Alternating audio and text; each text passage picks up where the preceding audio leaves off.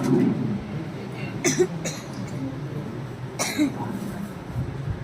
الحمد لله نحمده ونستعينه ونستغفره ونعوذ بالله من شرور أنفسنا ومن سيئات أعمالنا من يهد الله فلا مضل له ومن يضلل فلا هادي له وأشهد أن لا إله إلا الله وحده لا شريك له وأشهد أن محمدا عبده ورسوله أرسله بالحق بشيرا ونذيرا أما بعد فإن أصدق الحديث كتاب الله وخير الهدي هدي محمد صلى الله عليه وسلم وشر الأمور محدثاتها وكل محدثة بدعة وكل بدعة ضلالة وكل ضلالة في النار. أعوذ بالله من الشيطان الرجيم. بسم الله الرحمن الرحيم. إنا أنزلناه في ليلة القدر وما أدراك ما ليلة القدر ليلة القدر خير من ألف شهر تنزل الملائكة والروح فيها بإذن ربهم من كل أمر سلام هي حتى مطلع الفجر.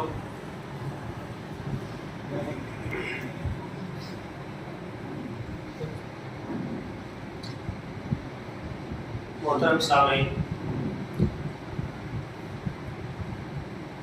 اس سال کا ماہ مبارک اللہ رب العالمین نے ہمیں اور آپ کو عطا کیا، یہ اس کا بڑا شکر اور احسان ہے۔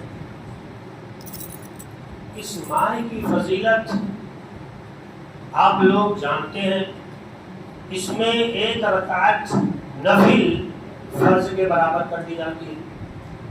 آپ نے 2 رکعت نفل اگر اس مہینے میں پڑھ لی تو گویا کہ آپ نے ایک فرض نماز ادا کر لی، اور اگر آپ نے ایک وقت کی فرض نماز ادا کر لی تو گویا کہ آپ نے 70 فرائض ادا کر دی۔ یہی اتنا نہیں بلکہ پیارے رسول صلی اللہ علیہ وسلم کی ایک حدیث ہے کہ اللہ رب العالمین اس ماہ مبارک میں نیکی دینے کا ذمہ اپنے سر لے لیتا ہے، فرشتوں سے کہتا ہے تمہیں نہیں لکھنا کچھ، میں اپنے بندے کو اجر و ثواب دوں گا اس مہینے۔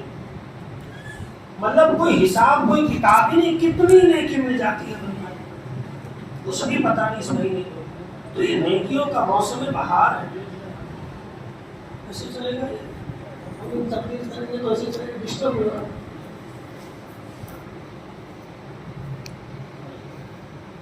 رکو سلمان تھوڑی دیر ہاں ہاں ٹھیک۔ میں مختصر انداز میں آپ کے درمیان کچھ باتیں عرض کر کے رخصت ہوں گا۔ آئیے سیدھا ٹاپک پر چلتے ہیں۔ اِنَّا أَنزَلْنَاهُ فِي لَيْلَةِ الْقَدْرِ، اللہ رب العزت نے بیان فرمایا ہم نے اسے لیلۃ القدر میں نازل کیا ہے۔ میرے پیارے بھائیو، اللہ تعالیٰ نے کون سی چیز لیلۃ القدر میں نازل فرمائی ہے؟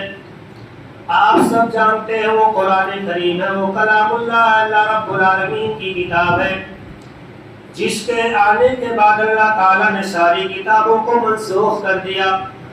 اب آپ دنیا کی کسی بھی کتاب پر عمل نہیں کر سکتے۔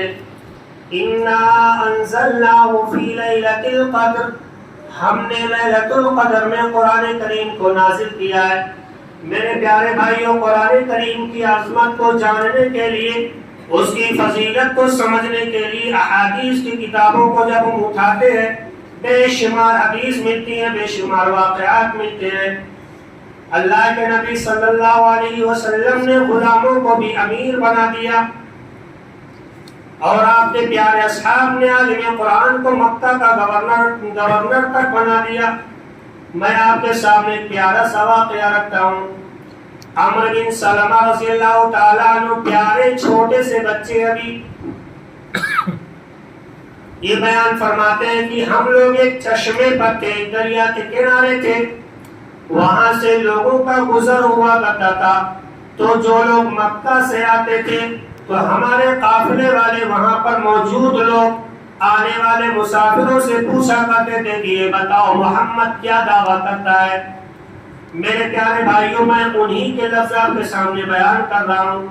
وہ کہتے تھے کہ بتاؤ محمد کیا کہتا ہے، تو قافلہ بتاتا، آنے والے یا مسافر بتاتے، وہ کہتا ہے کہ میں نبی ہوں، وہ نبوت کا دعویٰ کرتا ہے۔ قافلے والے پوچھتے مسافروں سے کہ یہ بتاؤ کیا اس کے پاس اس پر کوئی دلیل ہے، تو خبر دینے والا دلیل دے دیتا، وَمَا أَرْسَلْنَاكَ إِلَّا رَحْمَةً لِلْعَالَمِينَ، اے نبی ہم نے آپ کو رحمت کائنات بنا کر کے بھیجا ہے۔ عمرو بن سلمہ بیان فرماتے ہیں، پھر دوسرا قافلہ آتا، پھر دوسرے لوگ وہاں سے گزرتے تو ہمارے پاس موجود لوگ سوال کرتے، یہ بتاؤ محمد کیا دعویٰ کرتا ہے۔ بتایا جاتا کہ محمد نبوت کا دعویٰ کرتا ہے۔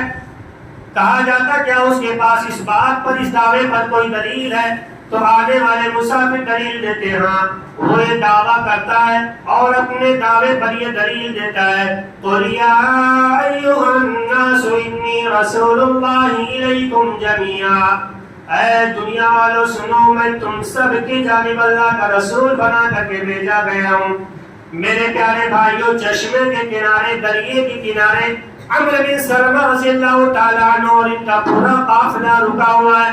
یہ اسی قافلے میں موجود ابھی چھوٹے سے بچے ہیں۔ تیسرا قافلہ وہاں سے گزرا، تیسرے سواروں کا قافلہ وہاں سے گزرا۔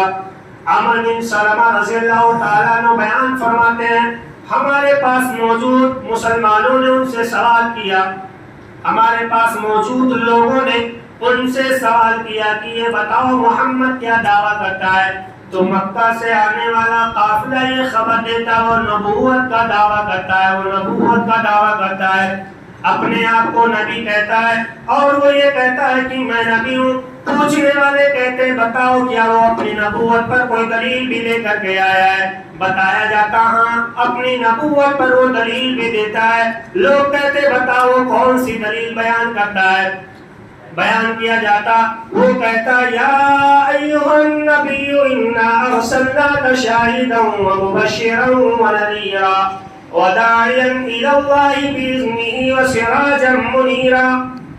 آنے والے خبر دیتے، وہ کہتا کہ اللہ تعالیٰ نے مجھ سے کہا اے نبی ہم نے آپ کو شاہد اور گواہ بنا کر کے بھیجا ہے، ہم نے آپ کو جنت کی جانب بلانے والا اور جہنم سے ڈرانے والا بنا کر کے بھیجا ہے، ہم نے آپ کو پوری دنیا میں سب سے زیادہ خوبصورت اور نیک سیرت بنا کر کے بھیجا ہے۔ میرے پیارے بھائیوں، عمرو بن سلمہ جو ابھی 6 یا 7 سال کی عمر میں بیان فرماتے ہیں، قافلے والے آتے جاتے ان سے سوال کیا جاتا اور وہ لوگ سوالوں کا جواب دیتے چلے جاتے تھے، اور جب ان سے دلیل مانگا جاتا تو وہ لوگ دلیل بھی دے دیا کرتے تھے، قرآن کریم کی آیت کریمہ بھی پڑھ کر سنا دیا کرتے تھے۔ عمرو بن سلمہ رضی اللہ تعالیٰ عنہ بیان فرماتے ہیں، قافلے والے اللہ کے رسول کی نبوت پر جتنی بھی دلائل پیش کرتے وہ ساری کی ساری دلیلیں میں یاد کر لیا کرتا تھا۔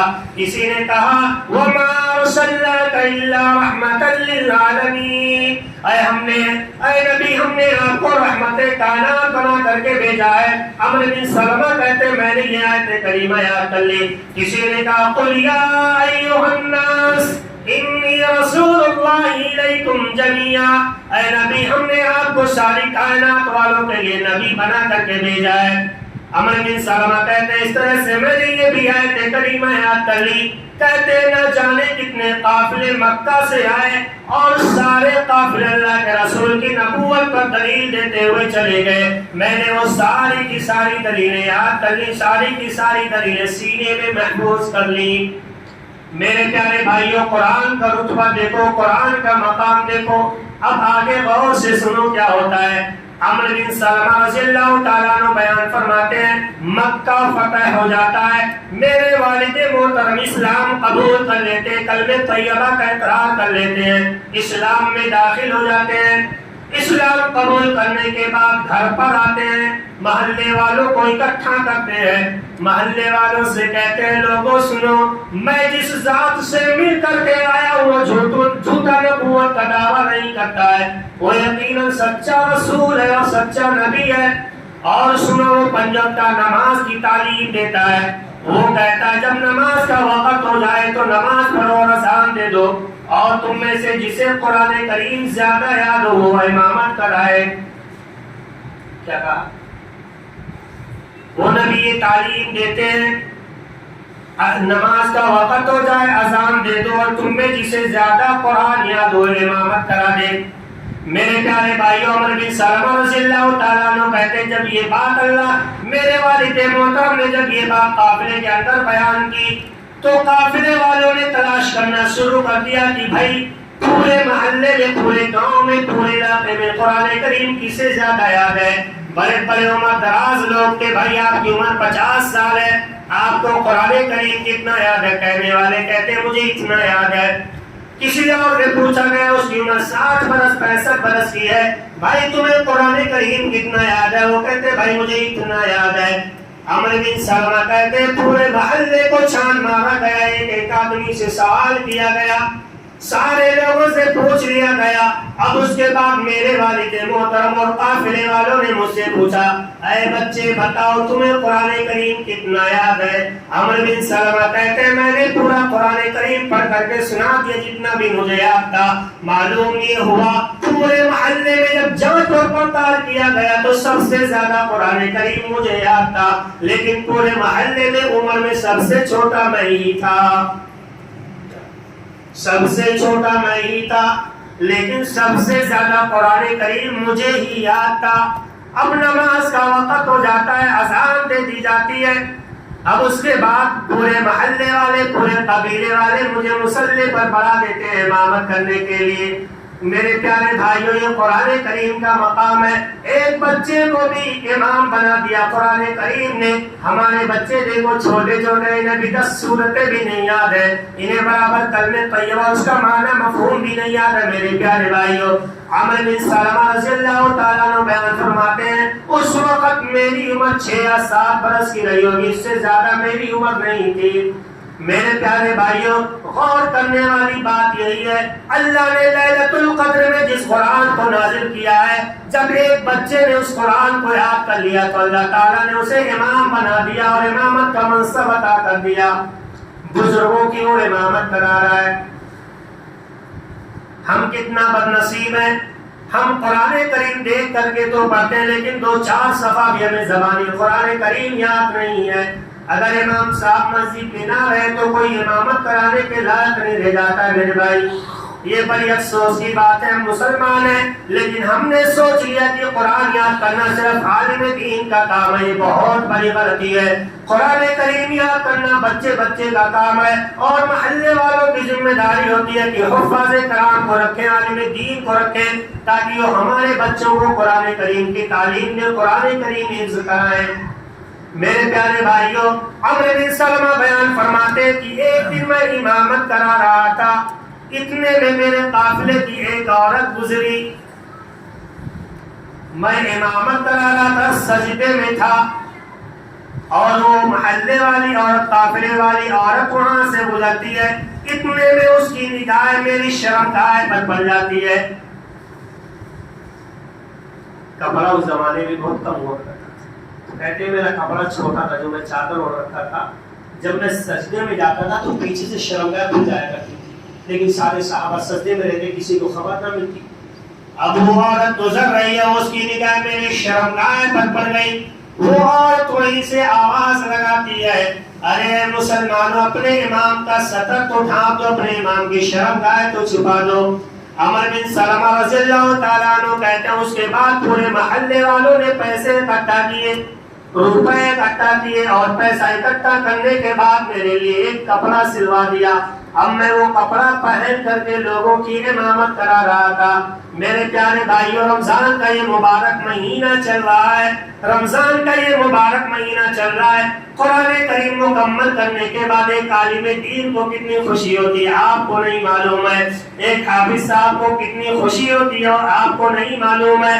اور جب آپ ان کا معاوضہ دیتے ہیں قرآن کریم پڑھنے کا، جب آپ ان کے ہاتھ میں تحفہ دیتے ہیں قرآن کریم پڑھنے کا، تو میرے پیارے بھائیوں اتنی خوشی حافظ قرآن کو کبھی نہیں ہوتی ہے۔ عمر بن سلمہ کہتے ہیں جب لوگوں نے مجھے کپڑا دے دیا لا کر کے، میں ایک کپڑا پہن کر کے لوگوں کی امامت کراتا تھا اور مجھے اتنی خوشی ہوتی تھی، اتنی خوشی میں نے اپنی پوری زندگی میں کبھی پائی ہی نہیں، مجھے کبھی اتنی خوشی محسوس ہی نہیں۔ اور واہ، قرآن کریم کا مقام تھا۔ تو میرے پیارے بھائی، اللہ تعالیٰ نے اس قرآن کو لیلۃ القدر کے اندر نازل کیا ہے۔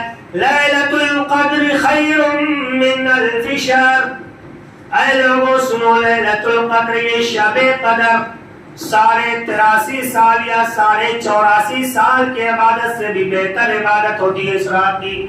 آپ 84 سال عبادت کر لیں اور اس رات کی عبادت کر لیں، جتنا ثواب آپ کو 84 سال عبادت کرنے میں ملے گا، اتنا ثواب اس رات میں عبادت کرنے سے اللہ تعالیٰ آپ کے نام اعمال میں درج کر دے گا۔ میرے بھائی، میرے پیارے بھائیوں، لیلۃ القدر آ چکی ہے، ہم اور آپ سو رہے ہیں، مٹر گستیاں کر رہے ہیں، گپیاں مار رہے ہیں۔ میرے پیارے بھائیوں، یہ مٹر گستی کرنے والی رات نہیں ہے، یہ عبادت کی رات ہے، یہ دعاؤں کی رات ہے، یہ عبادت کرنے کی رات ہے، یہ نوافل پڑھنے کی رات ہے، یہ دعا کرنے کی رات ہے، یہ اپنے گناہوں پر رونے کی رات ہے، یہ اللہ سے دعا کرنے والی رات۔ اللہ ہماری ماں بہنوں کی عزت لوٹی جا رہی ہے، اللہ ہماری ماں بہنوں کی عزت کی حفاظت فرما، اللہ مساجد گرائی جا رہی ہیں۔ میرے پیارے بھائیوں، اس لیلۃ القدر کی رات میں یہ دعائیں کیا کرو، اللہ مسلمانوں پر بڑا ظلم ہو، اللہ ظالموں کو تو ستیہ ناش کر دے، اللہ ہماری مسجدیں گرائی جا رہی، اللہ تعالیٰ ہماری عبادت خانوں کی حفاظت فرما لے۔ میرے پیارے بھائیوں، اس طرح سے دعا کرنے کی یہ رات ہے، یہ بڑی مبارک رات ہے۔ اس رات میں اللہ رب العالمین ہماری ساری عبادتیں قبول فرماتا ہے۔ لیلۃ القدر خیر من الف شہر، تنزل الملائکۃ والروح فیہا بإذن ربہم من کل امر۔ پورے سال بھر کا فیصلہ اللہ تعالیٰ اس رات میں کرتا ہے، کون اگلے سال کب تک جیے گا، کسے روزی کہاں سے ملے گی، کس کی زندگی میں کون سی پریشانی آئے گی، کسے آل و اولاد دینا ہے، کسے صرف بیٹا دینا ہے، کسے صرف بیٹی دینا ہے، کسے دونوں دینا ہے۔ اللہ رب العالمین یہ سارے معاملات کا فیصلہ اس ماہ مبارک کی اس لیلۃ القدر میں کرتا ہے۔ کس رات میں کرتا ہے؟ لیلۃ القدر کی رات میں کرتا ہے۔ میرے بھائی، میرے پیارے بھائیوں، ہمیں معلوم ہے لیلۃ القدر میں اللہ تعالیٰ بڑے بڑے معاملات کا فیصلہ کرتا ہے، لوگوں کی قسمت لکھتا ہے، آنے والا سال فلاں آدمی کا کیسا ہوگا، اس کی قسمت میں پریشانی ہوگی یا خوشی ہوگی۔ میرے پیارے بھائیوں، جب ہمیں یہ معلوم ہو گیا اللہ تعالیٰ اس رات میں فیصلہ کرتا ہے، اللہ رب العالمین اس رات میں لوگوں کی قسمتیں لکھتا ہے، میرے پیارے بھائیوں، تب ہمیں اس رات میں سونا نہیں چاہیے، بلکہ اللہ تعالیٰ سے دعائیں کرنا چاہیے۔ اللہ آنے والے سال میں اگر میری زندگی میں آل و اولاد لکھی نہیں ہے تو اللہ یہ چیز میری قسمت سے ہٹا دے اور میری قسمت میں آل و اولاد لکھ دے۔ اللہ اگر ہماری زندگی میں، ہمارے آنے والے سال میں اگر ہماری زندگی میں پریشانی تو نے لکھ دی ہے، اللہ اس پریشانی کو تو مٹا کر کے ہماری زندگی میں خوشی درج کر دے۔ اللہ اگر ہماری زندگی میں آنے والے سال میں اگر روزی میں بے برکت کو تو نے لکھ دیا ہے، اللہ تو اس رات میں اس بے برکتی کو ہمارے نامے اعمال سے تو ہٹا دے اور آنے والے سال میں ہمارے رزق میں تو برکت عطا فرما دے۔ میرے پیارے بھائیوں، یہ بھی دعا کرو، اللہ آنے والا سال، آنے والے ایام اگر مسلمانوں کی قسمت میں پریشانی کے سال لکھ دیے گئے تو اللہ اس پریشانی کے سال کو ہٹا دے اور خوشی کا سال لکھ دے ان کی قسمت میں۔ میرے پیارے بھائیوں، دل پر ہاتھ رکھو، ہر کوئی سوچے اور اللہ کے سامنے آپ لوگ حاضر، اللہ کو حاضر و ناظر مان کر کے سوچو اور اپنے دل سے پوچھو، کیا کبھی ہم نے لیلۃ القدر میں ایسی دعائیں کی ہیں یا نہیں کی ہیں؟ کبھی بھی ہم نے سچ بتانا ہوگا. میرے پیارے بھائی فیصلے کی رات ہے, یہ قسمت بنانے کی رات ہے, یہ قسمت جگانے کی بات ہے. میری موت میں یہاں پر حاضر نہیں ہے نہ میں کہتا, لیکن آپ لوگ حاضر, آپ لوگوں سے میں ضرور کہوں گا, اگر آپ کی شادی ہو چکی تو 4 6 سال 10 سال گزر گئے, بیٹے بیٹی نہیں ہو رہی ہے, اولادیں نہیں ہے, تو یہ ماہ مبارک کی لیلۃ القدر آئی ہے. نہ جانے 1 سال کے بعد ہمیں اللہ زندگی دے یا نہ دے, اس رات میں ہم رب کے سامنے ہاتھ اٹھائیں اور اللہ سے کہیں اللہ یہ لیلۃ القدر ہے, اس میں تو لوگوں کی قسمت کا فیصلہ کرتا ہے. اللہ اتنے سال ہو گئے, اولاد نہیں ہو رہی ہے, دوائیاں کرا کرا کر کے تھک گئے, اے اللہ ہماری قسمت میں نیک اولاد لکھ دے. سمجھ رہے, یہ رات ہے, اس رات کی قدر کو جانو. تنزل الملائکۃ والروح فیہا بإذن ربہم من کل امر. میرے پیارے بھائیو, فرشتہ جبرائیل اور دوسرے فرشتے اس ماہ مبارک کی اس رات میں دنیا میں نازل ہوتے ہیں. فرشتہ جبرائیل کے بارے میں آپ نے سنا ہے, فرشتہ جبرائیل نبی کے دنیا سے چلے جانے کے میرے بھائیو, فرشتہ جبرائیل کبھی دنیا کے اندر نہیں آتا ہے, لیکن جب لیلۃ القدر آتی ہے تو فرشتہ جبرائیل بھی اللہ تعالیٰ اسے بھی بھیجتا دنیا کے اندر. ہائے اللہ کتنی قسمت کی رات ہے جو فرشتہ ہمارے پیارے نبی پر, قسمت پیارے نبی صلی اللہ علیہ وسلم پر جو فرشتہ صحابہ کے زمانے میں نازل ہوتا تھا, ہمارے پیارے نبی کے ذات مقدس پر جو فرشتہ اللہ کے رسول پر نازل ہوتا تھا, میرے بھائی وہ فرشتہ آج ہماری زندگی میں حاضر ہو گیا. کیا یہ قسمت کی بات نہیں ہے؟ میرے پیارے بھائیوں, بہت سارے فرشتے نازل ہوتے ہیں. محدثین نے لکھا, علامہ ابن کثیر رحمۃ اللہ علیہ نے بھی لکھا ہے, اللہ رب العالمین مسلمانوں کی بستیوں کو فرشتوں سے بھر دیتا ہے. اس رات میں اتنے فرشتے اللہ تعالیٰ نازل فرما دیتا ہے, اور سارے فرشتے بندوں کی دعائیں لے کر کے آسمان دنیا پر اللہ کے پاس جاتے ہیں. میرے پیارے بھائیوں, ہم پھر کیوں نہ اس رات میں عبادت کریں, کیوں نہ تلاوت کریں, کیوں نہ اللہ کے سامنے آنسو بہائیں. وہ سارے کے سارے فرشتے آتے ہیں اور وہ کہتے ہیں اللہ یہ مسلمان ہیں, ان کے اوپر یہ پریشانی ہے, اللہ ان کے اوپر سے یہ پریشانی دور فرما دے. مسلمانوں کو, جاگنے والوں کو سلام بھی کرتے ہیں. اللہ اتنا مبارک رات ہے, ہم گنہگاروں کو فرشتے سلام کرتے ہیں. پھر بھی ہم کیا کرتے ہیں, کیا کرتے ہیں, لاپرواہی کرتے ہیں. سلام یا حتی مطلع الفجر. میرے پیارے بھائیو, آخری بات اس سورت کی ہے, وہ فرشتے طلوع فجر تک رہتے ہیں. طلوع فجر تک وہ فرشتے مومنوں کی صفوں میں شامل رہتے ہیں, مومنوں کے محلے میں گھومتے رہتے ہیں, مومنوں کے لیے دعائیں کرتے رہتے ہیں. لیکن میرے پیارے بھائیو, ہم اور آپ بد نصیب ہے کہ ہم فرشتوں کی دعاؤں میں شامل نہیں ہو پاتے ہیں. ہم اس رات کو مطلب دستیوں میں گوا دیتے ہیں, ہم اور آپ ادھر ادھر گھومنے میں گوا دیتے ہیں. میرے پیارے بھائیوں, پوری سال کی رات پڑی ہوئی ہے گھومنے کے لیے, لیکن کم سے کم آنے والی رات کی تو قدر کر لو. پورا مہینہ گزر گیا, ہم نے شب داری نہیں کی. میرے پیارے بھائیوں, آج 27ویں رات ہے, اس کے بعد اس مہینے کی ایک اور مبارک رات بچتی ہے. میرے پیارے بھائیوں, اس کے بعد نہ جانے اللہ تعالی ہمیں موت دے یا زندگی عطا کرے, نہ جانے کس کی قسمت میں وہ سال آنے گا, نہ جانے کس کی قسمت میں آنے والے سال کا رمضان ملے گا.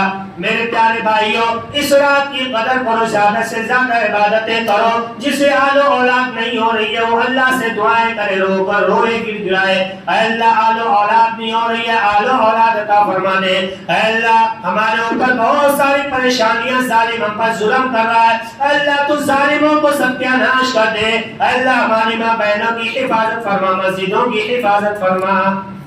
سمجھ رہے؟ تو میرے پیارے بھائیوں, یہ ہے لیلۃ القدر, اور لیلۃ القدر میں اللہ تعالیٰ نے قرآن کو نازل کیا.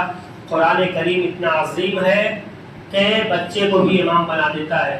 اور یہی اتنا نہیں, میرے پاس ٹائم نہیں بھائی, میں بیان کرتا. ابن حبشہ کا واقعہ کون نہیں جانتا, غلام تھے. کیا تھے؟ غلام, آقا نہیں, غلام. معلوم ہے غلام کی کیا حیثیت ہوتی تھی پچھلے زمانوں میں؟ حقارت کی نگاہ سے دیکھا جاتا تھا, جسے کوئی ویلو ہی نہیں دی جاتی تھی.